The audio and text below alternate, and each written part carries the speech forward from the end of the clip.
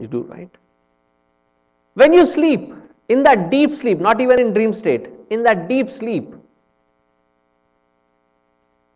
is there a world, is this world exist? Does this world exist for that person who is sleeping? It exists for us who is awake. For that person who is sleeping, where is the world?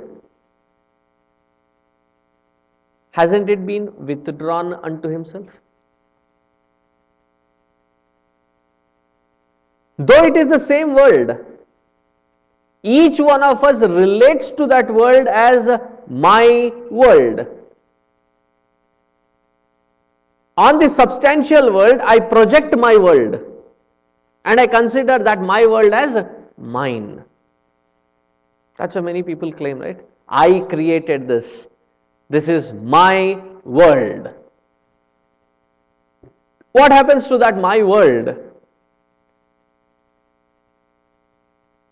when you are deep asleep? Does it exist? That world goes to sleep along with the sleeper. Isn't it withdrawn unto yourself?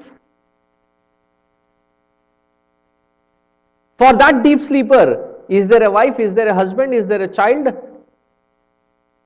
At that moment, every concept, every cognizing factor is withdrawn unto himself. So, as we do it in our sleep, Paramatma, when he withdraws this entire creation, where does the creation go? Unto the same level wherein our creation goes, into its unmanifest form. And when we wake up, sometimes while we were in college, in our dorms, we used to play this practical prank. I was the known prankster. So sometimes we would carry the person in deep sleep along with their bed, along with their cot, out of their room and suddenly put them in a basketball court. Or anywhere for that matter, which is not their space. You should look at that person in their sheer utter confusion when they wake up next day morning. Why? When they wake up, my world is not there. That which I relate to as my world is not there. This is all something new. It takes a while for them to cognize where they are, to get their, coordinate their sense of direction. And this we used to do it, especially on their birthdays. 12 o'clock, they are made to disappear into some unknown area along with their bed. And even in between, if they wake up, especially from deep slumber, and they see something totally unrecognizable, they're shaken up from within. Why? That which has gone into unmanifest, when they manifest out, they're not able to relate to. Where am I? So that which I relate to, where does it go? It goes into the manifest. And when I wake up, I again start relating to everything. Sometimes when I travel, and these days it has been too much, too many times, so I am in too many new bedrooms. Wherever I sleep, it is my bedroom, right? So at the ashram where I sleep, I have got a certain habit that has been, the pattern that has been formed. So when I wake up, I know where exactly is the light. So I reach out, turn the light on and get to my work. Sometimes when I wake up, thinking that I am back in my ashram, because when you travel these many times, suddenly you lose track. And suddenly I reach out. Then I understand, okay, That which is unmanifest, which I am manifesting, is not what I am relating to. This is my new world. I have to now associate myself to it. Find my coordinates and associate with it. Because the entire my world goes into that unmanifest, and when I wake up, I manifest again. So in that regard, to that aspect of my world, I am the creator, I am the sustainer, I am the destroyer, I am the withdrawing aspect of everything that I own as my world. So from that aspect, Bhagavan is referred to, the Lord is referred to as Sharvaha. Shrunati samhara samaye samharati samharayati sakalaha prajaha iti. The entire world of beings and creation, both sentient and insentient, are withdrawn back unto himself. And when the creation starts again, it is emerging forth, coming back into manifest form. It's not that difficult a concept to recognize. When you light a candle, where was the fire? You created that environment for that fire to be invoked. Oh, the fire was in the matchstick and then it was lit. Try lighting a surface of water. Water will not light because it does not have that potentiality of unmanifest fire in it. The candle lights up because in the unmanifest, it has fire in it. Therefore, it becomes manifest. And on the birthdays, you blow the candle off. Does it mean that it will never light up again? You create the sufficient environment and it will light up again because it has the potentiality. In the unmanifest, it has fire in it. Similarly, the Lord manifests and unmanifests with respect to the world, hence therefore he is called Sharvaha. Sarva Sharvaha, Shivaha. Shivaha Nistraigunyataya Shuddhatvat Shivaha. Shuddhatvat. Shuddhatvat, absolutely pure, pure than the purest. That which is Shuddha, that which is pure is called Shiva. Sometimes, even within Hinduism, we have lot too many sects. So there is a constant strife between those who worship Shiva and Vishnu. Between them, they are trying to prove who is the greatest God.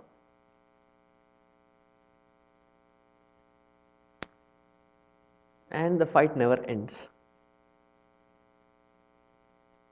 So they have their foreheads marked. The vertical lines versus the horizontal lines. So much so is the animosity that they would not even speak to each other or converse with each other. When you go into such local pockets, you will be amazed. Once with the same kind of horizontal lines that I hold on my head, I went to a place where it is Lord Krishna worshipped. It is his birthplace, Vrindavan.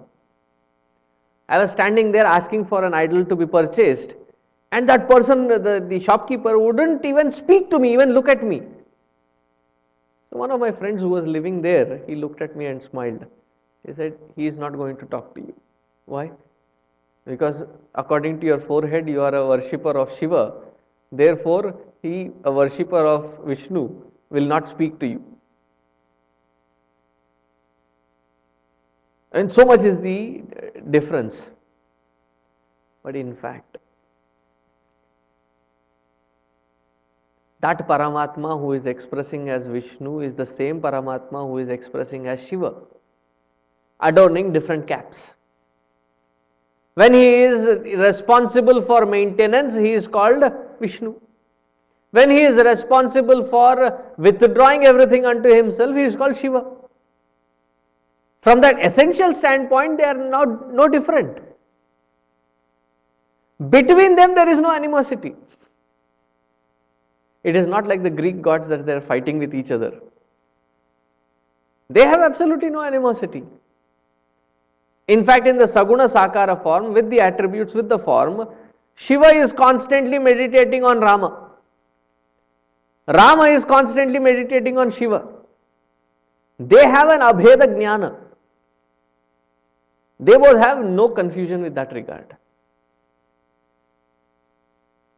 But sometimes when the Vaishnava, worshippers of Vishnu, when they chant this particular shloka, in explaining this, they skip that word. They skip that word Shiva, and there is one more word that will come, Rudra. They will skip these two words.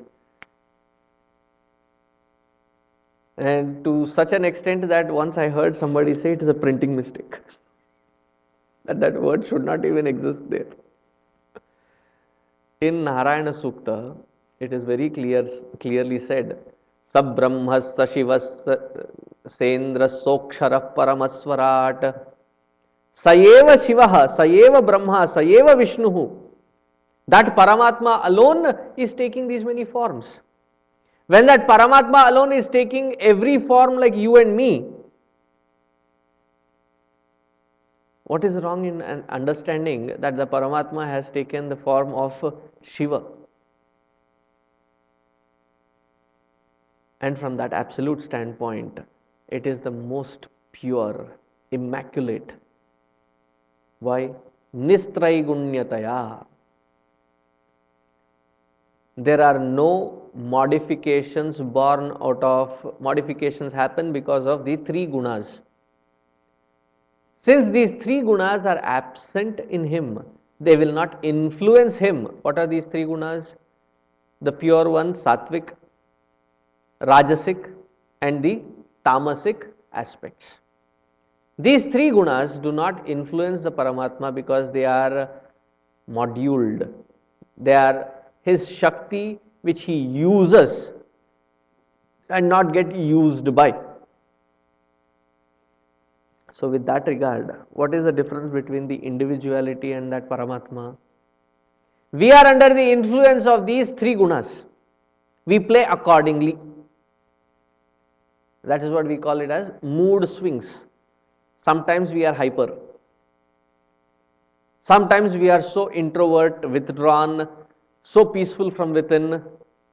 Sometimes by mistake in the morning it happens that you wake up and you are so peaceful that you don't feel like getting into any agitative mode.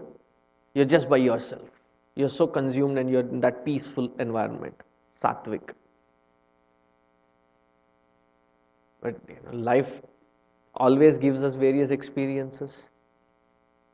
Whatever be the experience, to invoke that particular guna and act accordingly, we need to have mastery over. So at this moment when I am discussing this with you, you have to be in that sattvic state to grasp, understand and assimilate. But if at this moment, if there is a tamasic quality, the dark quality that is invoked, wherein it leads to lethargy, it leads to sleep. I understand that you have done your job, you have come home, had a shower, had your dinner, and at the end of the day, when you are sitting here, obviously you are tired. So what gets invoked? It is that lethargic pattern that gets invoked. Lethargic pattern that being invoked at the time where there is sattvic is required, or constantly agitated. When there is, you have to withdraw into sleep at night. And when you hit the sack, blessed are those who can immediately get into sleep. The sad or the funny combination of husband and wife is that one of them sleeps soon, and not only that they sleep soon, they sleep immediately, but they start snoring. The other person who is not able to sleep further is agitated with the snoring. To be able to invoke that lethargy when required, and when done with it, to snap out of it and walk. These three gunas are under absolute control of that Paramatma. Therefore, he is Shuddha. He is pure. Sarvaha, Sharvaha, Shivaha, Sthanuhu. Sthanuhu, colloquially, in the olden days in kingdoms, there were these stone markers which were placed around the kingdom for people who are coming in and going. Like, even in today's world, when you cross from one city to the other, isn't there a marker which says you have, welcome into Irving, or welcome into Coppell, welcome into Dallas? There's a little marker which says that. Those markers were called Sthanuhu. Sthanuhu meaning permanent markers, permanent stable marker, which marks the land. Similarly, Paramatma, what is he? Sthiratvat Sthanuhu.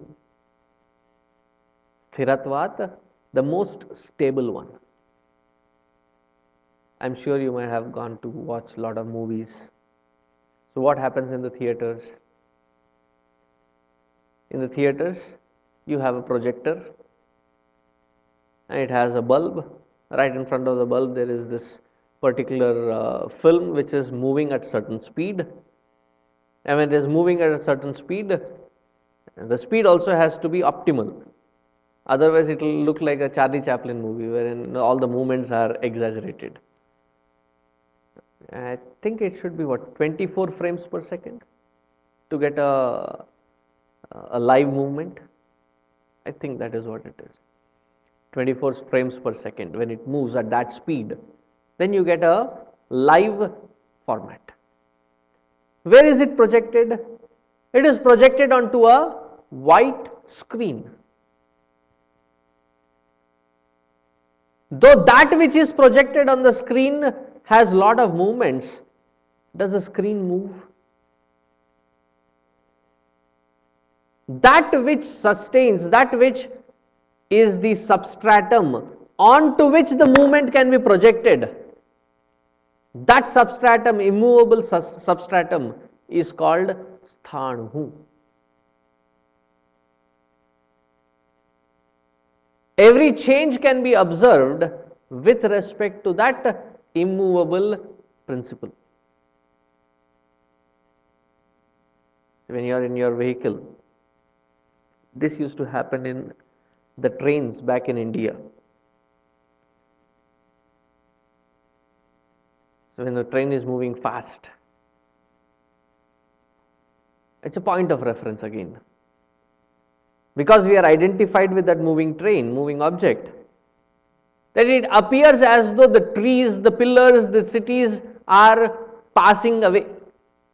In fact, they are not passing away. Who is passing? We are passing through them. So when the train comes and stops on a platform, and Indian railway platforms are the busiest ecosystems. You can make a very good living off of a platform, and you will find a range of things. So there is somebody selling tea, somebody selling soda, somebody selling, some kind of eatables and things like that. They are constantly there running around selling. So you get down to purchase something,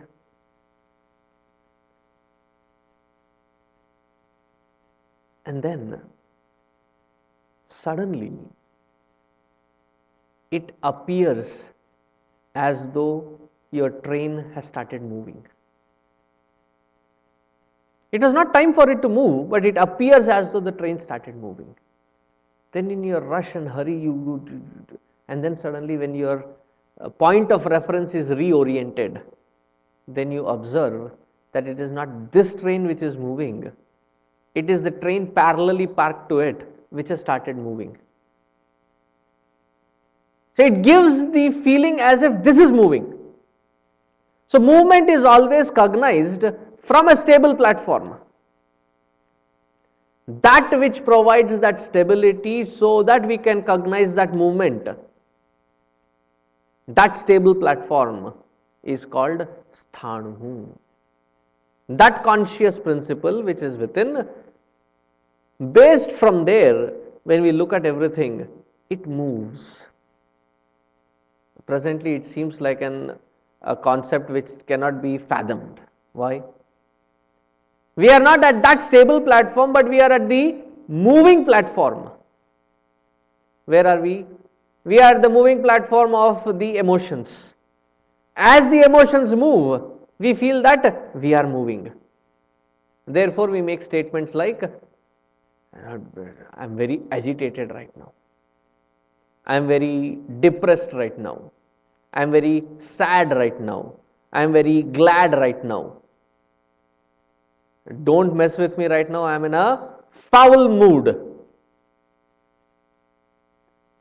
We get so identified with that movement that we become one with it. So we are the moving agencies rather than the observing agencies. That observing platform is sthanu. Once we swim across the layers of these thoughts, layers of these patterns of thoughts, and watch different movements, we can pick and choose which movement to involve oneself, which not to involve. From that perspective of independence, any thought, whether it be good or bad, if it draws us out of that platform and become one with it, then we have lost that stability. But the ability to maintain that stability and yet work with the moving emotions, moving thoughts, moving patterns, that stable platform of conscious cognition is called sthanu. Sarva Sharva Shiva sthanu bhutadir nidiravyayah bhutadihi bhutanam adhikaranatvat adhikaranatvat, the source of all beings. So there is a lot of economists who say that the population explosion is going to hurt the economy.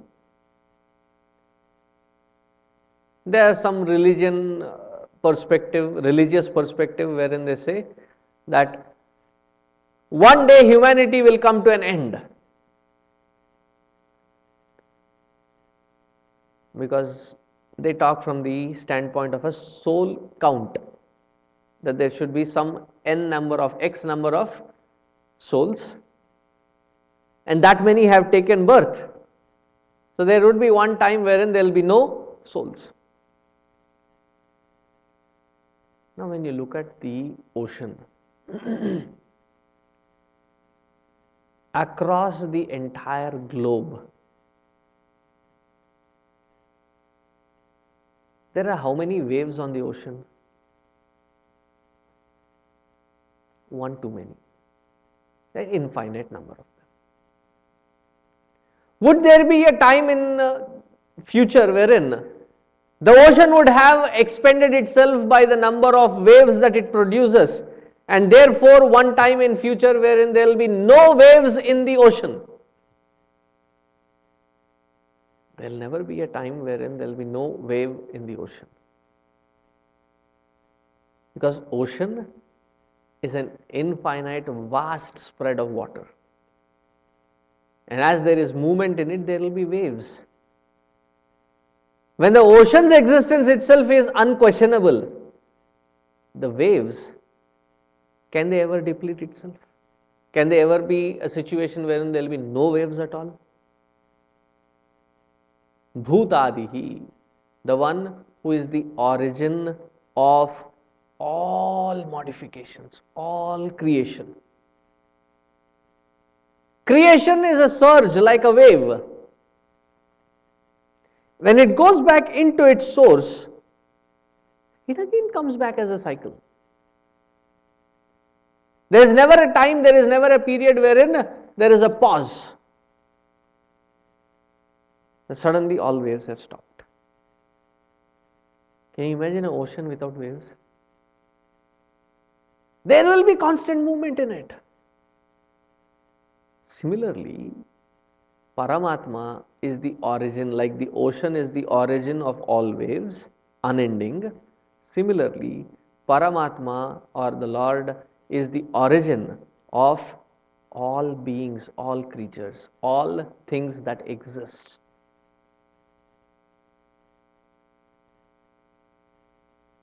He is the source. Everything that exists.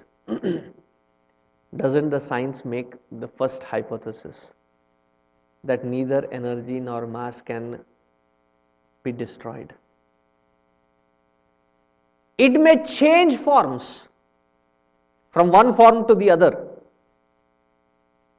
but can it be destroyed? Mass changes into energy, energy changes into mass. We have only learnt and mastered one art, that the existing mass is used as energy. But we are yet to master the art of getting the mass out of energy. It's a simple equation, right? Einsteinian theory says E equals mc square. I am not talking about the company, I am talking about the formula. E equals mc square. Energy is produced when mass and light collide. Now in the same equation, E divided by c square, what should it produce? It should produce mass. In that way it is indestructible. And here they say it is indestructible because the source for both energy and mass is indestructible. That from which both mass and energy comes out is always constant. Bhutadihi, the origin of everything that which is, all beings, all creatures, and all this entire creation. Bhutadihi. Nidhihi. Nidhihi. Pralaya kale asmin sarvam nidhiyate iti nidhihi. And at the end, when the wave merges back into the ocean, there is that brief moment when it is consumed back into the ocean before it takes form of as another wave. That brief period, what happens to that wave? That particular wave has come to an end. But it does not, or it should not be concluded just because the wave has ended. The modification